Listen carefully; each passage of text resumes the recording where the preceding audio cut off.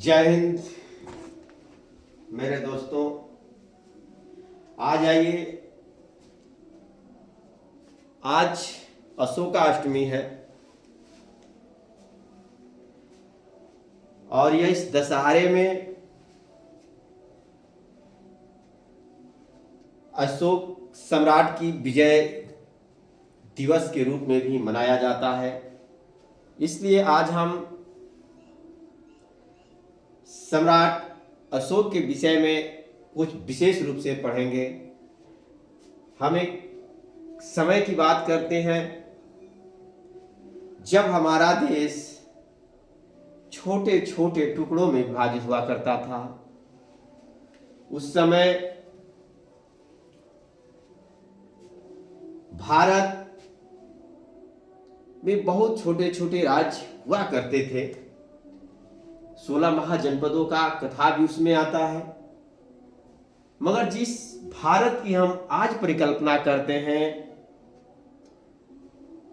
उस भारत का उदय मौर्य काल में कहा जाता है। इसे मौर्य काल कहने के पीछे एक बहुत बड़ा कारण होता है,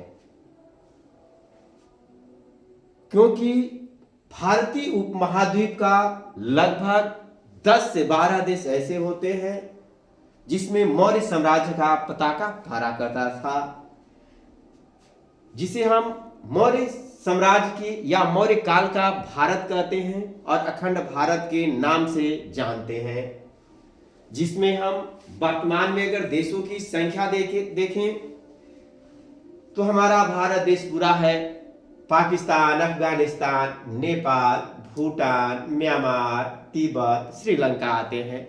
ईरान के कुछ हिस्से भी कहे जाते हैं। जहां तक हमारा अशोक स्तंभ का प्रश्न है, जो हमारा राजकीय चिन्ह है, वह उसका एक नमूना चीन में भी पाया जाता है। वर्तमान में हम देखते हैं मौर्य साम्राज्य 322-23 ईसा पूर्व से चालू होकर के 187 ईसा पूर्व तक चलता है, जिसमें अखंड भारत के निर्माता और मौर्य वंश के संस्थापक चंद्रगुप्त मौर्य आते हैं। उनके पुत्र बिंदुसार होते हैं। फिर अशोक, कुणार, दशरथ, संप्रति, शालुशोक, देवबर्मन, शतधर्मा और वृद्धरथ होते हैं। 10 साम्राज्य होते हैं। वृद्धरथ के बाद मौर्य वंश का पतन हो जाता है, क्योंकि इनका सेनापति इनको हत्या करके सुन वंश की स्थापना करता है। चले आते हैं, हम थोड़ा सा चंद्रगुप्त मौर्य पे प्रकाश डालते हैं। उसके बाद हमारा आज केवल अशोक के विषय में कुछ महत्वपूर्ण तथ्य रहेंगे जो हमारे आज के उद्देश्य से बहुत जरूरी हैं।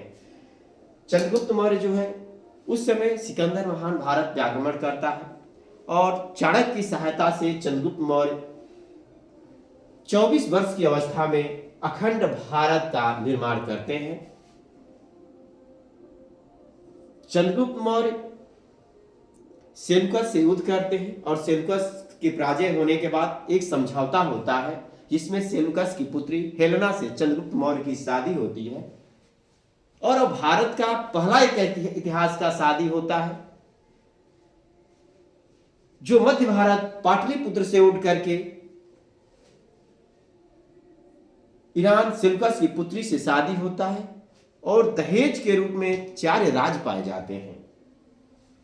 उन्हीं के पुत्र होते हैं बिंदुसार, जो उन्हीं के पद कदमों पे चलते हैं, और उनके पुत्र होते हैं अशोक। बिंदुसार के लिए एक शब्द कहा जाता है कि इनके पिता भी महान थे और इनके पुत्र भी महान थे, और अशोक के साथ महान अशोक लगाया जाता है, क्योंकि महान अशोक लगाने के पीछे एक कारण होता है, जिसमें अशोक की सत्य अहिंसा की जो नीति होती है, इनको विश्व विजेता के रूप में परिभाषित कर देती है। अशोक के पिता का नाम बिंदुसार होता है, माता का नाम सुभद्रांगी होता है और पत्नी का नाम देवी होता है। इनके पुत्र होते हैं। इन्होंने अपने पिता की भांति भी राज्य विस्तार की नीति जारी रखी और इन्होंने कालिंग युद्ध करके कालिंग विजय पाई। कहा जाता है कि कालिंग विजय के साथ उन्होंने बौद्ध धर्म अपना लिया था। यह सत्यता भी है। देखिए, इन्होंने अपने जीवन काल में आधुनिक भारत की जो राजनीतिक व्यवस्था है, आधुनिक भारत की जो सामाजिक व्यवस्था है और आधुनिक भारत की जो सत्य अहिंसा की नीति व्यवस्था है, वह अशोक के शासन काल में ही उदय होता है। अशोक ने अपने जीवन में अपने राज्यादेशों को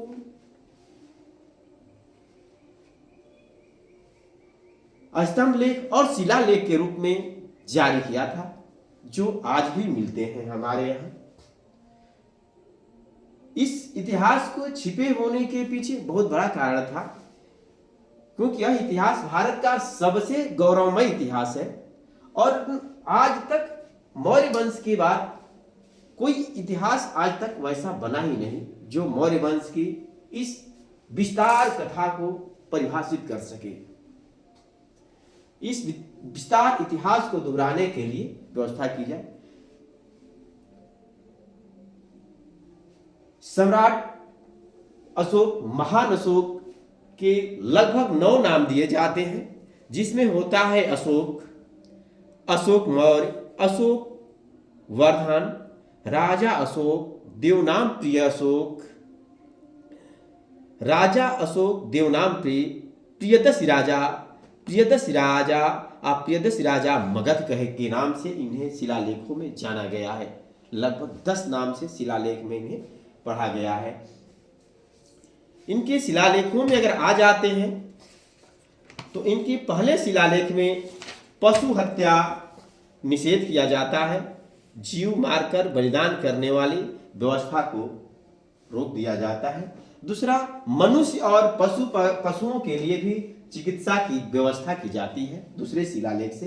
तीसरा शिलालेख में आते हैं तो रजक की नियुक्ति की जाती है और राजा आदेश देता है कि हर 5वें वर्ष जो अधिकारी होंगे वह अपने राज्य के भागों का दौरा करेंगे और लोगों के समस्याओं को सुनेंगे। चौथे में हम आते हैं, भेरी घोष छोड़ दिया जाता है, रण युद्ध का घोष छोड़ दिया जाता है और धर्म घोष अपना लिया जाता है अशोक द्वारा। चले आते हैं 5वें शिलालेख में आते हैं तो धर्म महामात्र की नियुक्ति की जाती है, जिसका काम होता है लोगों के अंदर कर्तव्यों की चर्चा करना और उनके कर्तव्यों को जगाना। छठवें में आ जाते हैं, आत्मनियंत्रण के विषय में बताया गया है, जिसमें मनुष्यों को बताया गया है कि वह अपने अंदर आत्मनियंत्रण, अपने कर्तव्यों पर ध्यान दे, अपने मूल उद्योग को तत्परता से करे।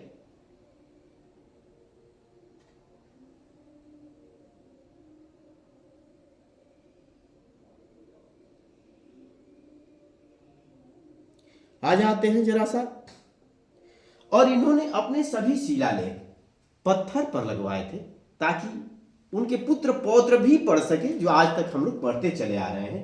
उन्होंने धार्मिक निष्पक्षता पर ध्यान दिया, यानी सब धर्म को समभाव दिया था। उन्होंने बिहार यात्रा छोड़ दी थी, यानी शिकार की यात्रा जो राजा पहले किया करते थे उसको छोड़ करके उन्होंने धर्म यात्रा का विस्तार दिया। सच्चे शिष्टाचार भी दिए हैं। उन्होंने 9वें शिलालेख में अपने सच्चे शिष्टाचार के लिए भी बताए हैं। उन्होंने जन्म, विवाह, बीमारी आदि पर होने वाले समारोह की रोकने का भी व्यवस्था रखी थी, इनको रोक दिया जाए ताकि अनावश्यक खर्चे न हो।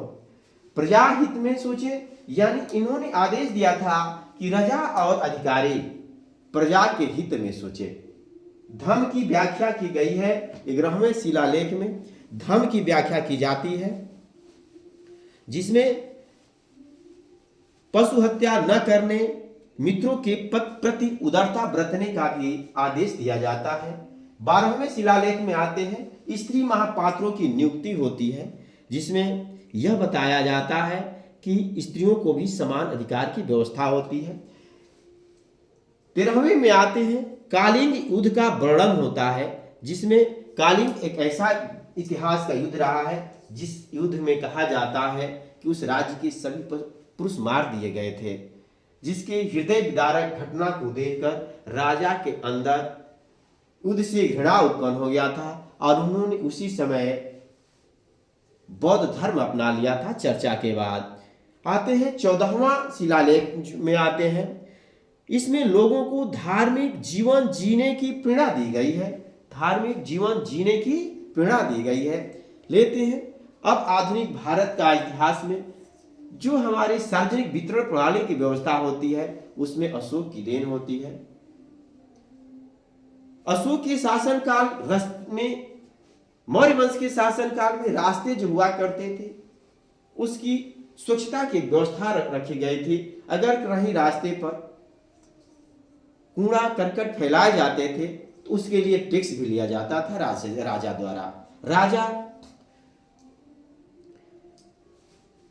के रूप में अशोक ने लोगों को सत्य, अहिंसा और न्याय का भी पाठ पढ़ाया। इन्होंने विश्व का पहला ऐसा राजा थे जो जियो और जीने दो की नीति अपनाई थी। यह एक ऐसे राज्य की स्थापना किए थे, एक ऐसे भारत का इनके काल में, महान अशोक के काल में एक ऐसे भारत का उदय होता है जिसकी गाथा जब तक धरा रहेगी तब तक चलता रहेगा, क्योंकि इतना बड़ा साम्राज्य न बना है इससे पहले और न कभी बनने की संभावना दिखाई दे रही है। क्योंकि विश्व का सबसे बड़े साम्राज्य और सबसे महान साम्राज्य और सबसे महान वंश मौर्य काल की अखंड भारत की निर्माण कथा में सत्य, अहिंसा, जियो और जीने दो की एक कल्पना थी। अपने और अपनों के साथ इन्होंने अन्य राजाओं के यहां भी अपने शुभचिंतकों के द्वारा आदेश जारी करवाया था कि जनता के साथ जियो और जीने दे की नीति अपनाई जाए, सबके साथ सदाचार सत्य व्यवहार किया जाए। जय भारत। थोड़ा सा अशोक के जीवन पर यह एक परिचय रहा। फिर हम मिलेंगे अगले वीडियो में।